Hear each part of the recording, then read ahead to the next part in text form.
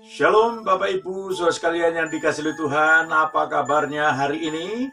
Saya percaya semua sehat dalam pemeliharaan Tuhan yang luar biasa. Hari ini kita berjumpa kembali dengan Good News, dan saya akan sampaikan betapa pentingnya soal doa. Karena itu, Tuhan menegaskan kepada murid-muridnya, kepada orang-orang yang sedang berkumpul pada saat itu, mengenai doa. Dalam Lukas pasal 18 ayat 1 sampai 8, saya akan membaca ayat 1 saja yang berbunyi demikian. Tuhan Yesus mengatakan suatu perumpamaan kepada mereka untuk menegaskan bahwa mereka harus selalu berdoa dengan tidak jemu-jemu.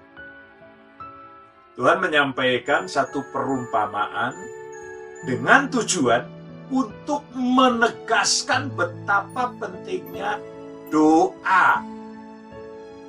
Orang percaya harus hidup dalam doa.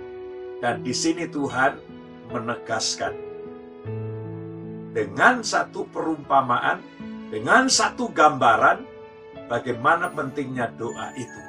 Tuhan menegaskan sini, harus selalu berdoa dengan tidak jemu-jemu.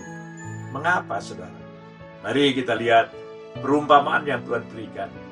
Hidup kita digambarkan sebagai seorang janda yang membutuhkan pertolongan. Janda itu dalam masalah yang besar dan membutuhkan pertolongan. Kita juga harus menyadari bahwa yang pertama, hidup kita ini penuh dengan pergumulan. Hidup ini penuh dengan tantangan. Bahkan dalam kitab Ayub pasal yang ke-7, dikatakan di sana mengenai kehidupan manusia. Kehidupan saudara, kehidupan saya, kehidupan kita sekalian. Apa yang Tuhan sampaikan? Bahwa kitab Ayub pasal yang ke-7 berkata kepada kita sekalian ayat 1, bahwa manusia itu hidupnya hari-harinya seperti orang upahan, kata firman Tuhan. Hidup dalam pergumulan, hidup dalam pergumulan, sekali lagi hidup dalam pergumulan. Bahkan dalam Yakobus pasal yang ke-5 ayat 13 juga berkata kepada kita sekalian, jika ada di antara kamu yang menderita, hendaklah ia berdoa. Lebih jelas lagi, lebih tegas lagi, dalam Mazmur pasal yang ke 107 dikatakan di sana, dalam Mazmur 107 dikatakan bahwa orang-orang yang sedang menghadapi masalah digambarkan di sana, diungkapkan di sana, berseru kepada Tuhan. Orang-orang yang mengalami sakit berseru kepada Tuhan.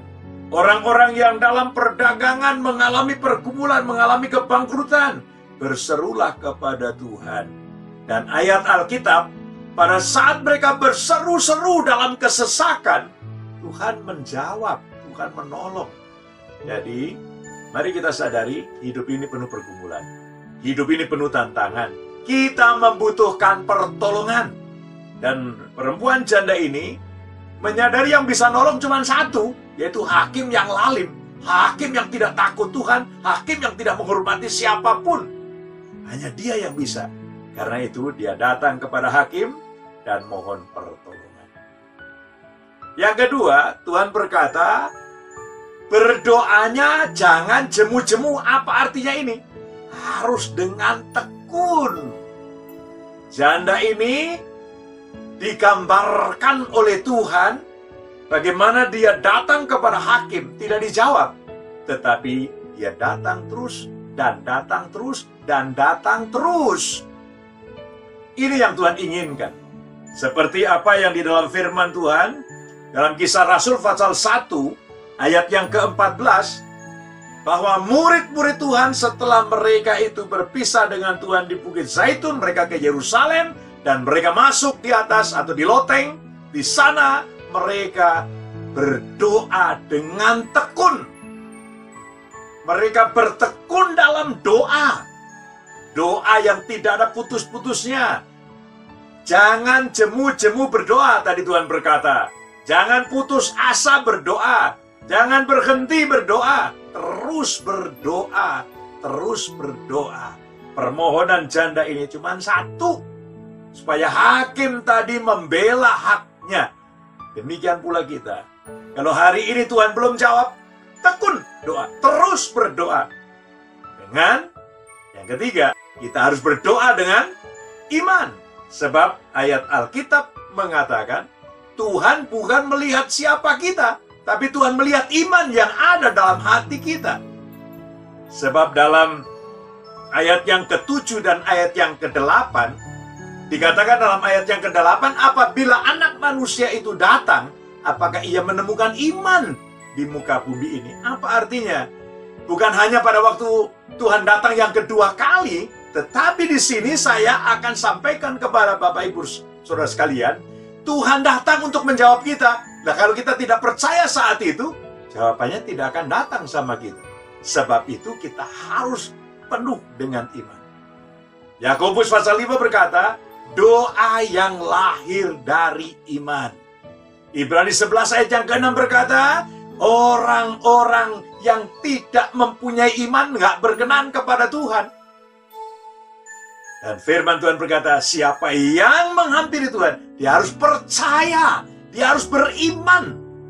Nah, dalam Markus pasal yang ke-11 dikatakan di sana, jikalau kamu berdoa, percayalah kamu sudah menerimanya, maka itu akan diberikan kepadamu. Jadi doa lahir dari iman. Tanpa iman, tak seorang pun berkenan kepada Allah. Jadi mari kita berdoa dengan iman. Doa yang lahir dari iman itu sangat besar kuasanya. Sebab itu mari kita menyadari akan hal ini.